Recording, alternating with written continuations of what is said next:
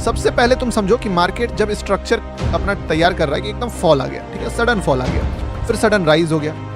ऐसे सिचुएशन में आपको किसी एक आदमी का हाथ नहीं पकड़ना है, क्योंकि ओवरऑल प्लेयर जो है वो अगर सेलर है, रिसेंट प्लेयर बायर है, तो दोनों के बीच में ताबड़तोड़ फाइट चलेगा। मार्केट किसी इंपॉर्टेंट लिक्विडिटी एरिया को जब भी टच करेगा, यू विल गेट रिवॉर्ड अगर आप लॉजिकल ट्रेड वहां पे प्लान करते हो। जस्ट लाइक कि आप लिक्विडिटी ढूंढो कैसे है। इस चार्ट में अगर आप यहां से लेके इस जगह से लेके इस जगह पे लेवल्स ड्रॉ करना चाहो, तो टेक्निकली आप बोलोगे गौतम भाई लिक्विडिटी तो ये भी है, हल्का सा ऊपर ये भी है और ये भी है, ये क्यों नहीं है लिक्विडिटी? सबसे पहले तुम समझो कि मार्केट जब स्ट्रक्चर अपना तैयार कर रहा है कि एकदम फॉल आ गया, ठीक है, सडन फॉल आ गया, फिर सडन राइज हो गया।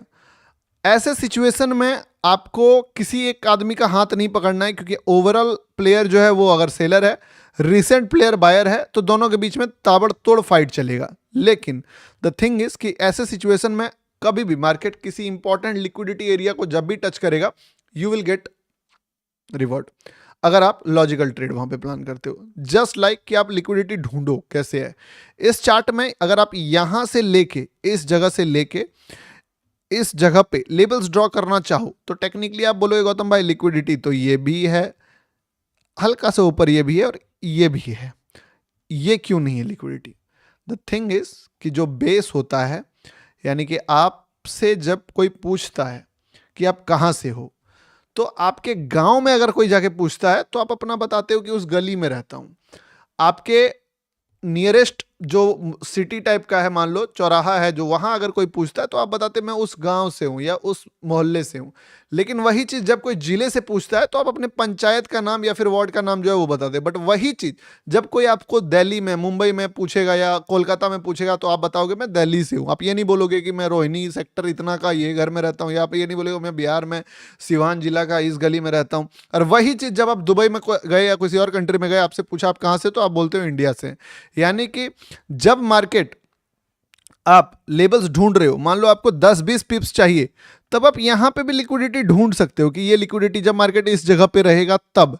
लेकिन जब मार्केट इस जगह से, एरिया से निकल गया, तब आप इसका बेस ढूंढोगे कि भाई आखिरी छोर कौन सा है, मेजर लाइन कौन सा है, तो वो ये वाला, ये लिक्विडिटी। फिर ये लिक्विडिटी भी नहीं रहेगा, ये लिक्विडिटी नहीं रहेगा। ये लिक्विडिटी तभी तक रहेगा जब तक आप गांव में हो, यानी कि ये चार्ट यहीं पर है, तब आपको बताना है यहाँ पे भी लिक्विडिटी, यहाँ पे।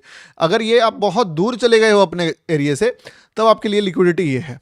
तो एक लिक्विडिटी ये है, दूसरा लिक्विडिटी ये है, तीसरा लिक्विडिटी आप अगर पूछोगे तो जहां जहां से बड़ा मूव आया, जैसे कि ये लिक्विडिटी क्यों था, क्योंकि यहां से अभी इसको भी रिएक्शन करेगा मार्केट।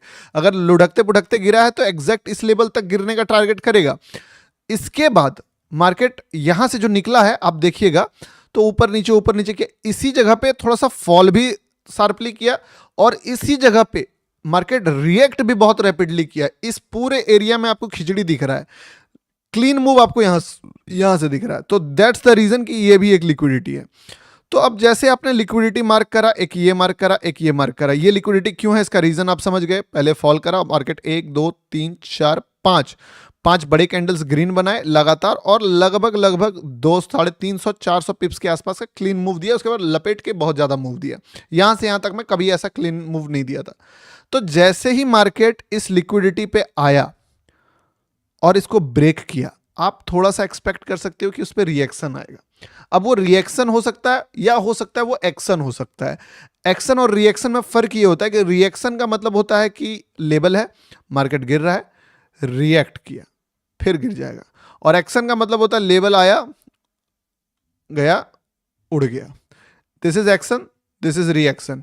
आप दोनों ही केस में पैसा बनाओगे if you master this concept कि लिक्विडिटी पे रिएक्शन कहां पे आएगा या एक्शन कहां पे आएगा। चाहे एक्शन आए चाहे रिएक्शन आए, थोड़ा ऊपर उसको जाना है।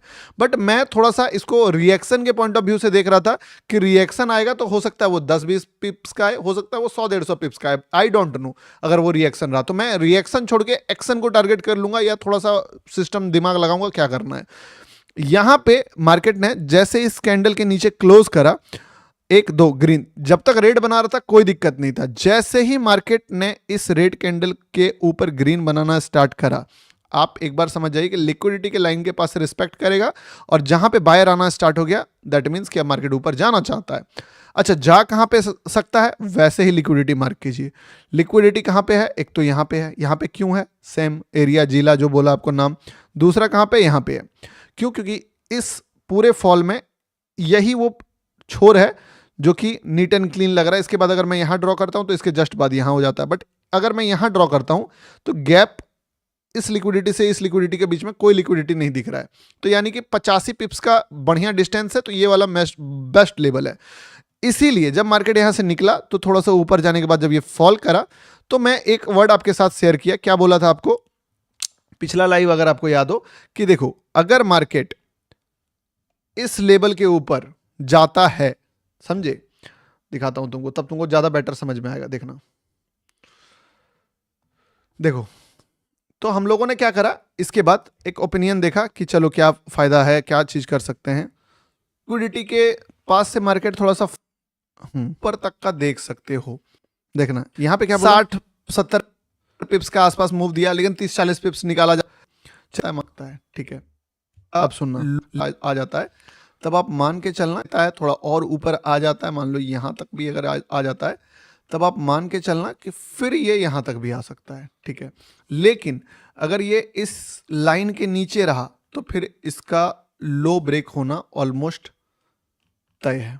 ठीक है, टारगेट मार्केट यहाँ या इस लाइन के ऊपर निकला। ठीक है, अब इसके बाद क्या हुआ, मार्केट जो है एक रेड कैंडल बना दिया, ऊपर जा सकता है। देखिएगा, ये लिक्विडिटी लिया है पर चांसेस आर वेरी हाई कि फिर से थोड़ा सा नोटिंग करके ऊपर जा सकता है।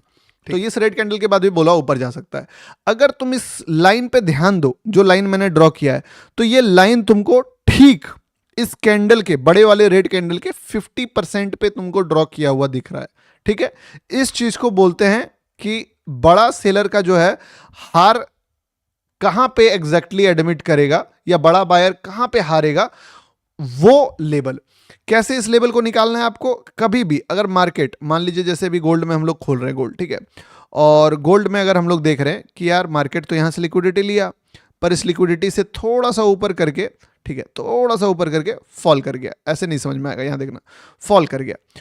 अब इस जगह पे देख के क्या लगेगा कि अब तो ये गिरेगा, तो हम चलिए ठीक है मान लेते कि ये गिरेगा, लेकिन क्या पता चढ़ भी जाए, क्या पता ना चढ़े, क्या पता क्या हो, तो हम नहीं जानते क्या है। बट अगर मार्केट कुछ सरप्राइज कर देता है तो हम लोग अपना ओपिनियन बदल सकते हैं। अब यहां पे मार्केट मान लो एक ग्रीन कैंडल बनाए, तो थोड़ा तो दूरी खुद से तय कर दिया। ये ऐसे सिचुएशन में जो मैंने लाइन आपको दिया था वो इसीलिए यहां पे दिया था क्योंकि मैं सोचा कि ये जो सबसे बड़ा डोमिनेंस है, कौन सा डोमिनेंस, इस कैंडल का, अगर मार्केट इसका डोमिनेंस आधा भी खत्म कर देता है तो ये वाला जो बायर है जो यहां से इसको उठाया है, इसको थोड़ा हिम्मत मिलेगा। ठीक है, कि यार अब जो है थोड़ा हम लोग वापस से मेहनत कर सकते हैं। चलो बोल रहे हैं कि कोई बोल रहा है कि बड़े कैंडल का हाफ मतलब फेयर वैल्यू गैप, जो भी है उसका भी लॉजिक आप समझ लो कि जब भी कोई बहुत बड़ा रेड कैंडल बनता है उसको देख के ये बायर्स डर जाते हैं। अगर आप इसको फेयर वैल्यू गैप भी बोल रहे हो तो फेयर वैल्यू गैप काम क्यों करता है, इसका भी लॉजिक समझना बहुत जरूरी है कि जब भी एक बहुत बड़ा कैंडल बनता है, अक्सर उसको देख के जो इनिशियल बायर है जिन्होंने इसको ऊपर किया था, ऑब्वियस सा बात है भाई, वो डरेगा कि यार ये तो अब इसका डोमिनेंस आ गया, सेलर का डोमिनेंस आ गया। अल्टीमेटली दोनों कौन से हैं, लोग ही है ना, आदमी ही है ना, रोबोट हमेशा ट्रेड तो करता नहीं है, डिसीजन तो लोगों को लेना है। तो वो इस कैंडल को देख के डरे हुए हैं कि भाई अब छोड़ दो बाइंग, अब बाइंग और मत करो, क्योंकि मार्केट में सिर्फ एक बार बाइंग नहीं होता। अगर सिर्फ एक बार बाइंग होता तो मार्केट चलता ही नहीं। मार्केट में क्या बोलते हैं उसको, कंसिस्टेंट बाइंग होते रहता, सेलिंग होते रहता। अगर मार्केट को ऊपर लेके जाना, बार बार बार बार बाय करेगा तब जाके ऊपर जाएगा। तो ये अपना बाइंग करना बंद कर देता है जो लिक्विडिटी पे बाय किया, ये सोच के कि चलो अब बड़ा रेड कैंडल बन गया।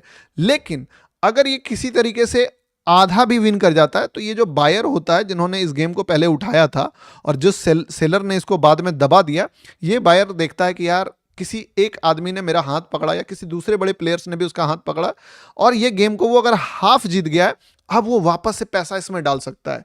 और सेम ऑपोजिट साइकोलॉजी सेलर का करता है कि यार मैंने इतना बड़ा रेड कैंडल बनाया और बायर ने इसके हाफ तक लेके आ गया, तो ऑलरेडी मैंने बेस्ट अपना दिया कि एकदम बिगेस्ट रेड कैंडल बनाया इस जगह पे, लेकिन उसके बावजूद मैं हार गया। तो अब मैं करूं तो क्या, मतलब आप समझ रहे हो, कोई ताश का पत्ता जो होता है जो खेल रहा है, अगर किसी ने इक्का रिवील कर दिया या मान लीजिए किंग रिवील कर दिया, तो उसके बाद अब उसके पास पत्ते होंगे तब तो वो जीतेगा ना। तो उसके बाद अगर वो हार जा रहा, सामने वाले के पास इक्का है, इसका मतलब तो हाफ भी अगर वो हार गया तो इसको हिम्मत मिल जाएगा और ये उसको ऊपर लेके जाएगा।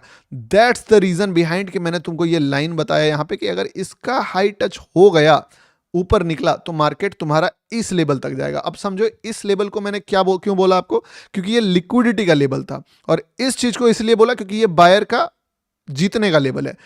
जैसे इस लेवल को टच करेगा मार्केट, अब मार्केट का टारगेट क्या होगा बायर का, मार्केट ढूंढेगा नेक्स्ट लिक्विडिटी कहां पे है, अगला लिक्विडिटी कहां पे है, और इसीलिए इस लाइन से मार्केट जब ऊपर गया आपको यहां तक आते दिखा। अब इसमें एक छोटा सा माइनर चीज अगर आप बोलोगे तो मैं उसको एक्सप्लेन करूंगा कि गौतम भाई इस रेड कैंडल के बाद मैंने क्यों बोला कि ये वापस से ऊपर जाएगा। तो एक बार लिख दो shooting, chances are very high कि फिर से थोड़ा सा नौटंकी करके ऊपर जा सकता है।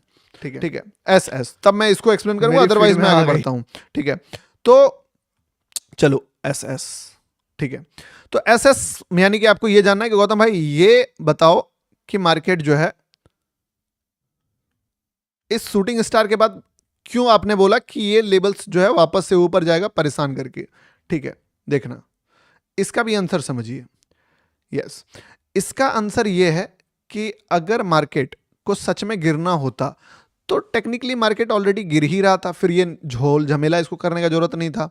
और अगर इतना बड़ा सेलर फेल हुआ है तो मार्केट का एक रूल है कि फिर से अनएक्सपेक्टेड कुछ हो सकता है, क्योंकि जब इतना बड़ा सेलर फेल हो गया और लिक्विडिटी टच कर गया तो ये जो बायर है ना जिसने इस बड़े सेलर को हराया है, वो इसके लिए ये जब 100% जिस चीज को जीत गया उसके कंपैरिजन में ये 50% है कि नहीं।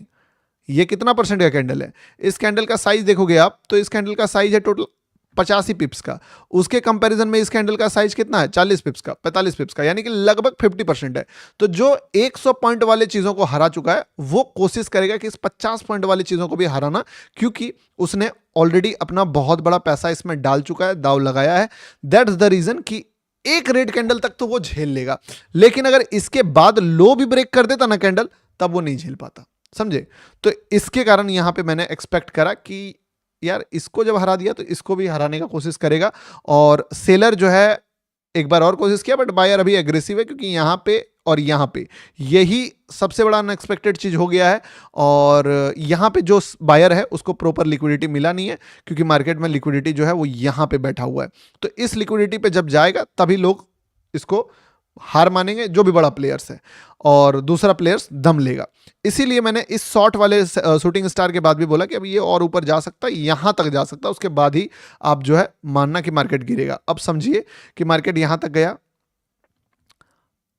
अब जैसे ये बंदा हारा, ठीक है, जैसे ये बंदा हारा, हुआ क्या कि सबसे बड़ा कैंडल मार्केट ने धीरे धीरे चढ़ा, फिर से सेलर का कैंडल, सेलर अपना एडी चोटी का जोर लगा चुका था, और इस जगह पे फाइनली जो सेलर था जो इसको लेवल से पहले दबाना चाहता था वो अपना डिफीट, अपना लॉस एक्सेप्ट करा कि भाई अब मेरे से नहीं होगा।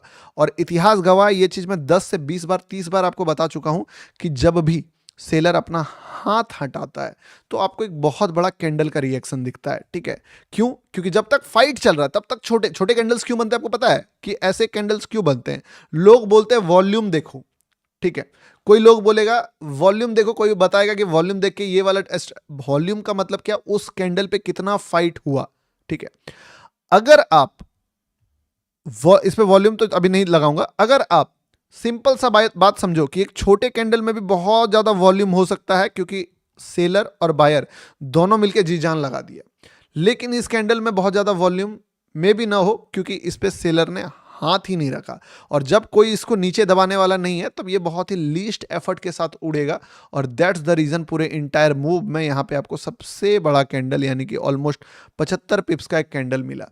लेकिन द थिंग इज कि ये सेलर जिन्होंने एक बार और दो बार कोशिश करा है, अब वो कहां पे हार मानेगा, कमेंट करके बताओ। अब उसका अगला टारगेट वो कहां पे दोबारा रिट्राई करेगा, आप बताइए। अब ये जो सेलर है जो अभी हार एक्सेप्ट करा, क्या जिंदगी भर के लिए हार एक्सेप्ट करेगा? नहीं। अब ये किस चक्कर में है, क्या चीज का वेट कर रहा है? अब ये वेट कर रहा है लिक्विडिटी का कि किस जगह पे मुझे मेरा एरिया आएगा। मैं अपने एरिया में, वो सुनते हो ना गधा भी शेर होता है, तो ये अपने एरिया का वेट कर रहा है। इसका एरिया कहाँ पे है? वही लाइन जो मैंने लाइव में आपको पहले खींच के बताया, एग्जैक्टली ये वाला लाइन, ठीक है। तो जैसे ही मार्केट इस लाइन पे गया और टच किया, यहां तक बायर विनर है। अब यहां पे क्या है ना, फाइट को समझो किसको लेके जाना है। बायर अगर सच में बहुत पावरफुल होता तो इस लाइन को थोड़ा सा ब्रेकआउट के तरह लेके जाता, पुश करके और फाड़ देता, ताकि सेलर इसमें हिम्मत ना करे घुसने का। बट बायर इसको किस तरीके से क्लोज करा? मच्छर की तरह, एकदम कमजोर वीक तरीके से। इससे क्या हुआ? सेलर को इन्विटेशन मिल गया कि भाई क्लोजिंग तो घटिया आया है, एरिया अपना है, 10 बंदे नहीं सिर्फ 2 बंदे आए हैं, ठीक है, और हथियार भी नहीं है इनके हाथ में, चलो धावा बोलते हैं। इसके कारण सेलर जो है वो हिम्मत कर पाया इसको वापस गिराने का। और एक बार जब गिरा दिया तो जो यहां से यहां तक मैं सेलर फाइट कर रहा था, वो बोला बेटा अब टेंशन मत लो, अब आ गया है, अब अपने हाथ में बाजिए, एरिया अपना है, लिक्विडिटी ले लिया है, अपने हाथ में हथियार है, अपने हाथ में सब कुछ है, अब इसको लेके आऊंगा सीधे औकात पे। जैसे ही औकात कहां पे है, नीचे वाला लिक्विडिटी आया, जीता, बायर फिर से फाइट में अपना कदम रखा, क्योंकि ये इसका एरिया, ये बायर का एरिया है। लेकिन इस बार सेलर एग्रेसिव था, बोला तुम कुछ भी करो, हार चुका है ना, मार खा चुका है बायर भी, इसीलिए ये फाइट आपको देखने को मिला।